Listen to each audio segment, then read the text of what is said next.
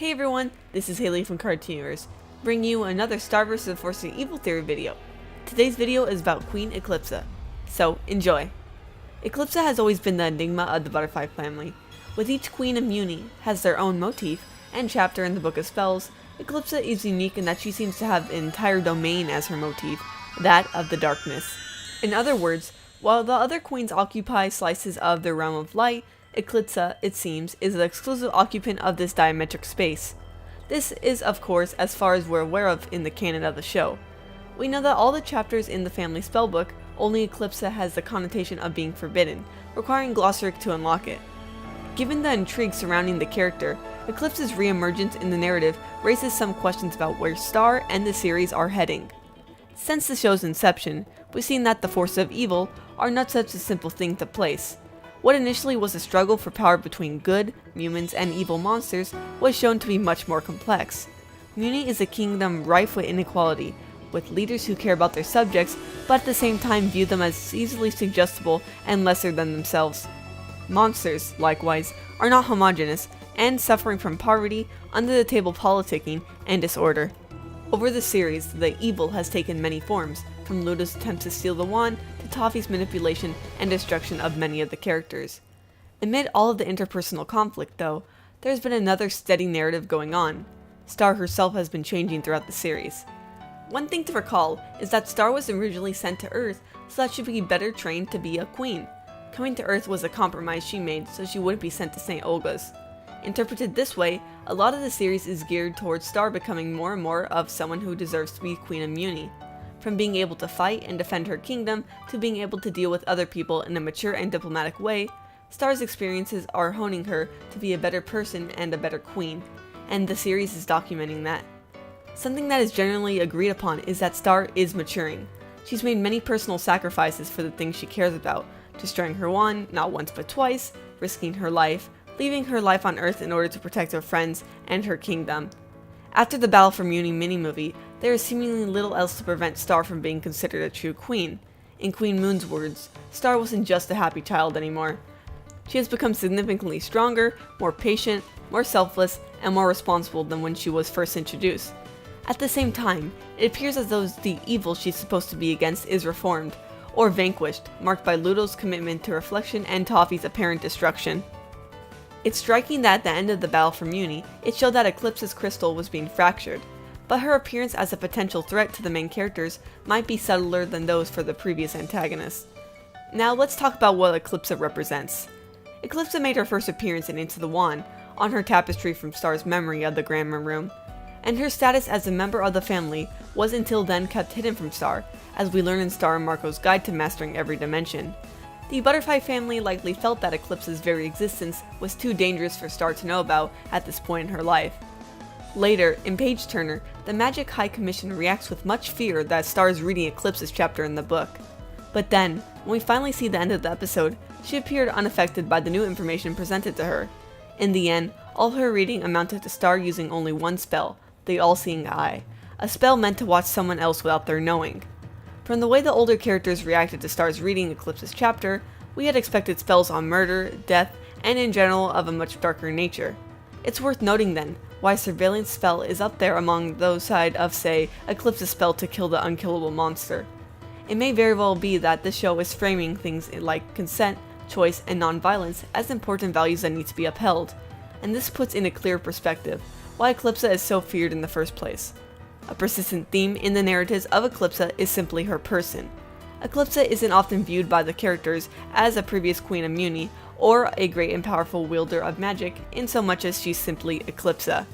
In the show, her name needs no introduction, as she herself requires no qualifiers.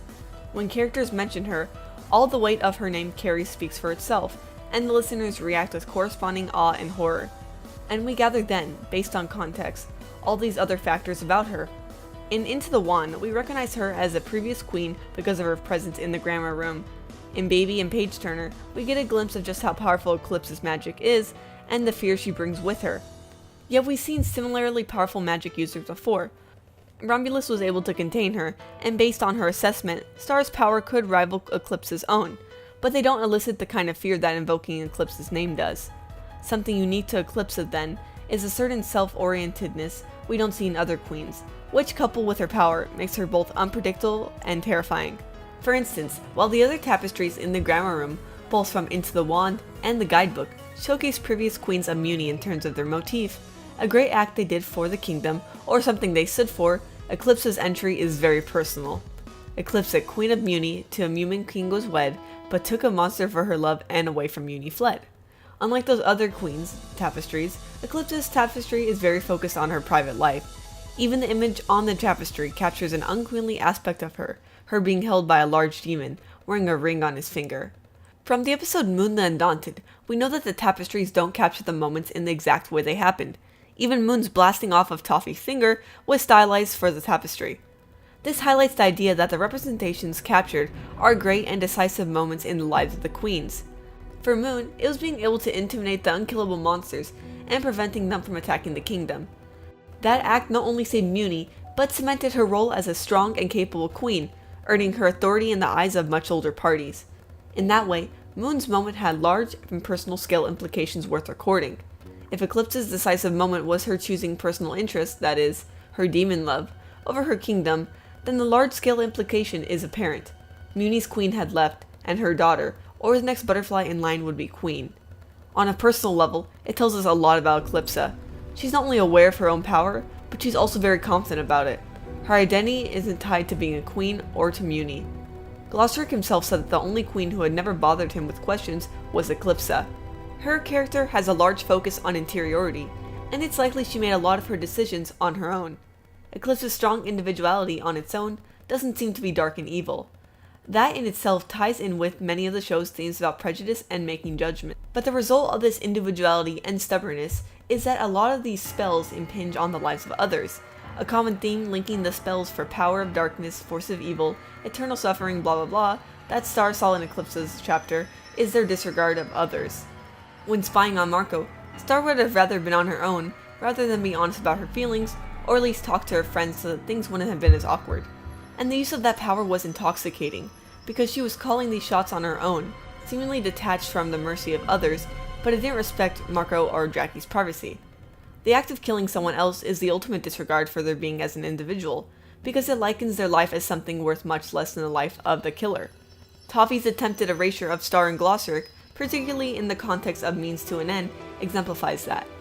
The reason Eclipsa's chapter and dark magic in general may be so dangerous is its promotion of this very self-oriented worldview, which is definitely not something to be supported in a queen who is to be responsible for many individuals. The theme of singularity in Eclipsa is even more apparent now, as she appears to be the last of her generation of butterflies, being Star's 9th great-grandmother. She's been encased in her crystal, alone for hundreds of years. Now that she's returning, the carefully crafted narrative that things were always in a certain way, or that a princess always had to follow certain steps before becoming queen, could change drastically.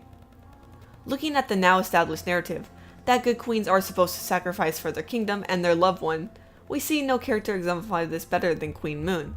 In the rare occasions we see Moon in the first 2 seasons, she was worried over Star but was very torn about telling her the truth of what was going on. Even in the battle for Mewni, she thought that she could continue letting Star believe that the most things were still okay, and that she had a plan and a solution, when in fact, she was just as clueless about what to do with Star.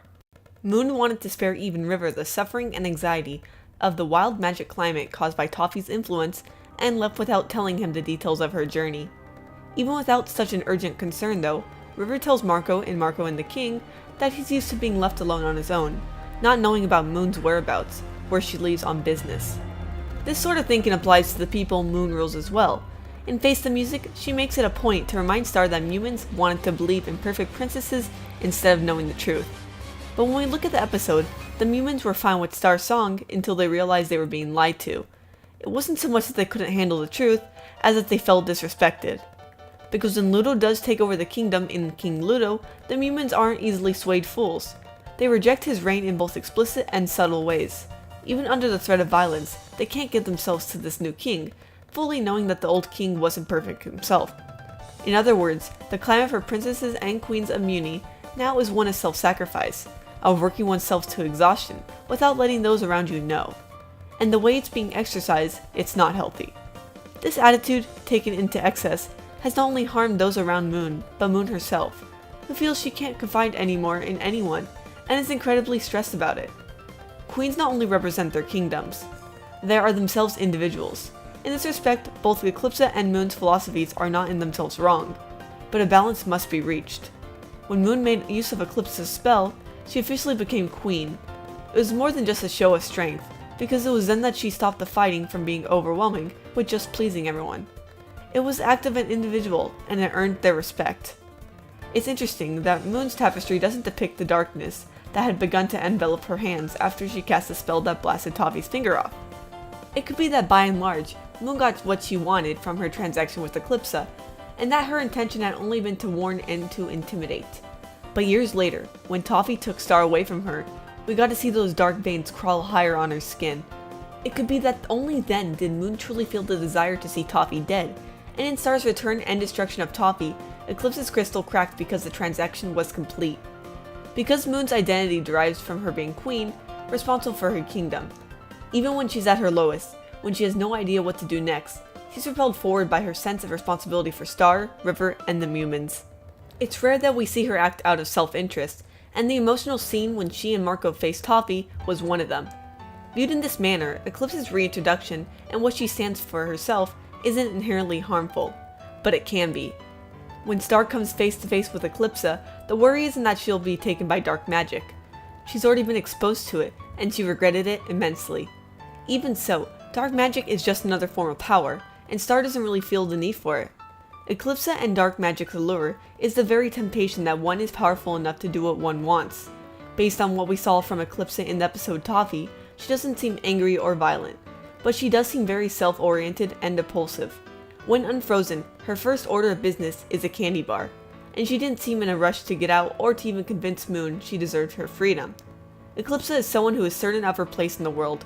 From what we've seen of her, it appears she wasn't as interested in power itself as much the enjoyment and freedom it would give her. That's likely why she left her position and her kingdom. This is why it's unlikely her end goal is going to be to get more power or to seize control of the kingdom. She doesn't seem to want responsibility. She wants what she wants when it comes to her, and that's a very appealing way to live.